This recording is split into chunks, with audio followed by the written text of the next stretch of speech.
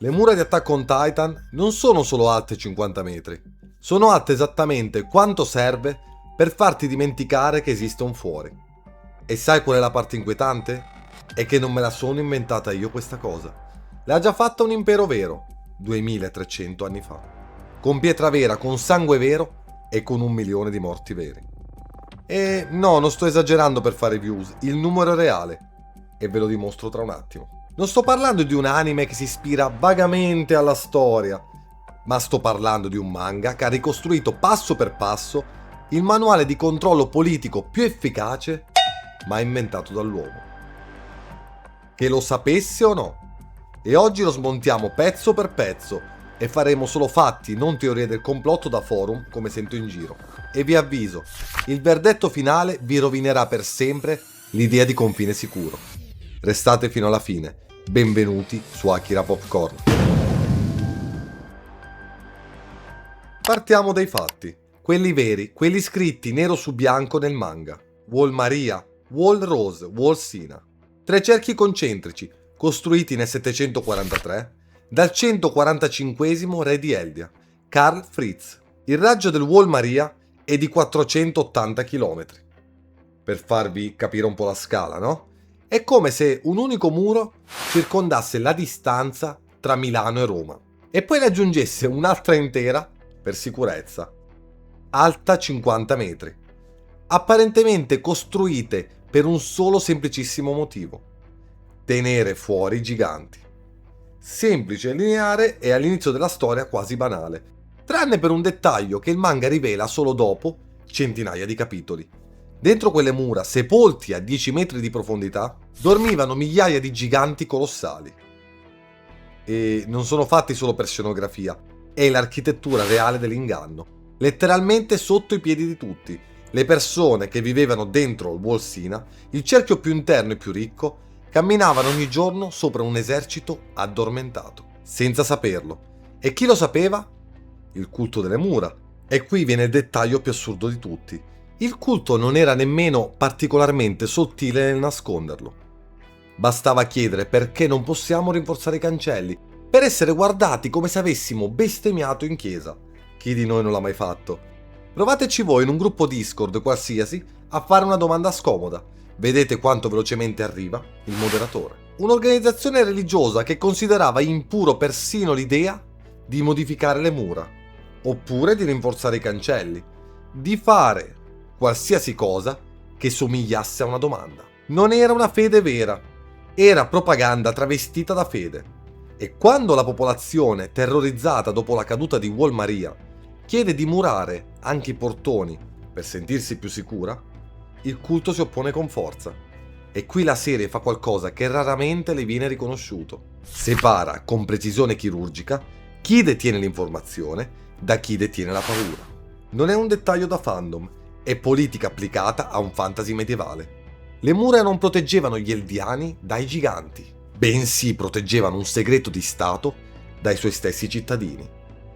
Questo è canonico, capitolo dopo capitolo, confermato dallo stesso Isayama nel finale. Non è teoria da commento YouTube delle 3 di notte, anche questo chi di noi non l'ha mai fatto. E se pensate che sia solo un espediente narrativo, tipico dell'animazione giapponese, aspettate il prossimo segmento, perché la storia umana ha già scritto questa identica scena, solo che al posto dei titani c'erano cavalieri con le frecce e nessuno l'ha mai chiamato colpo di scena, l'hanno chiamato governo.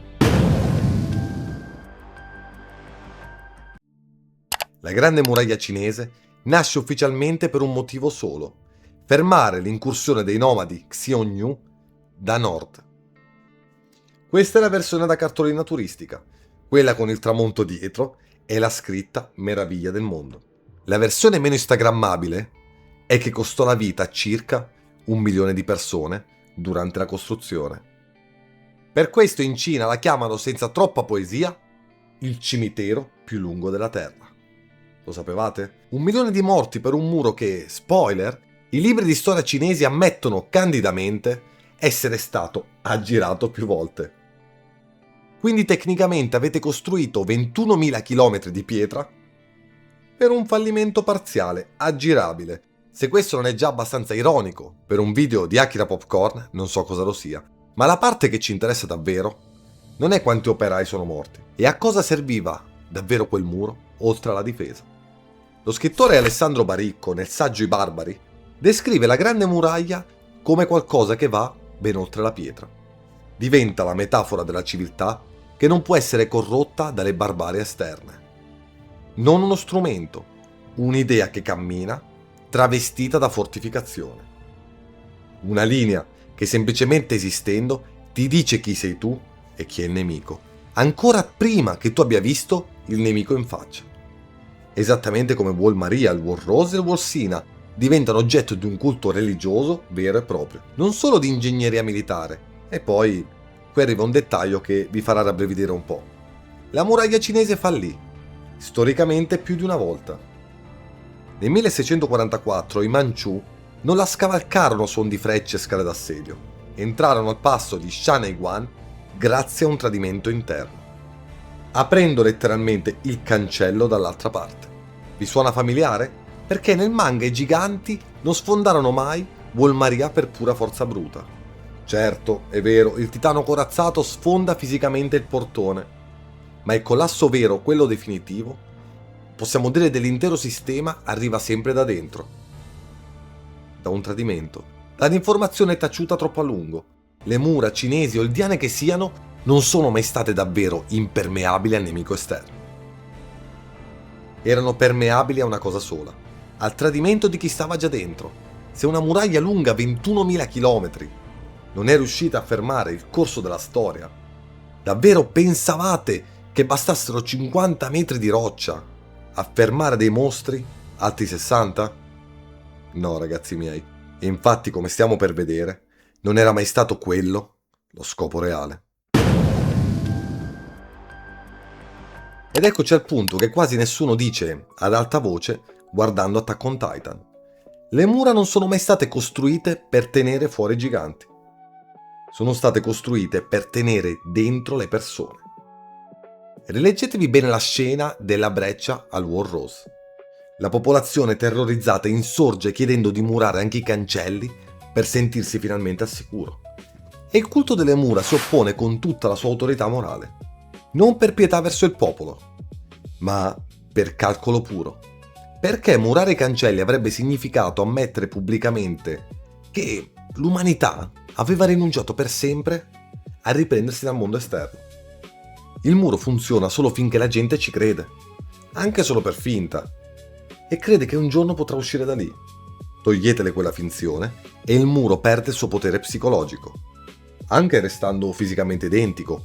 Ed è geniale dal punto di vista narrativo, è geniale perché è esattamente il meccanismo psicologico dietro ogni confine costruito nella storia umana. E non solo quelli cinesi. Il confine non serve davvero a fermare chi sta fuori, ma serve a definire chi sei tu finché resti dentro quella linea. Per farvi capire, la Grande Muraglia non ha fermato i Manciù, lo abbiamo appena visto.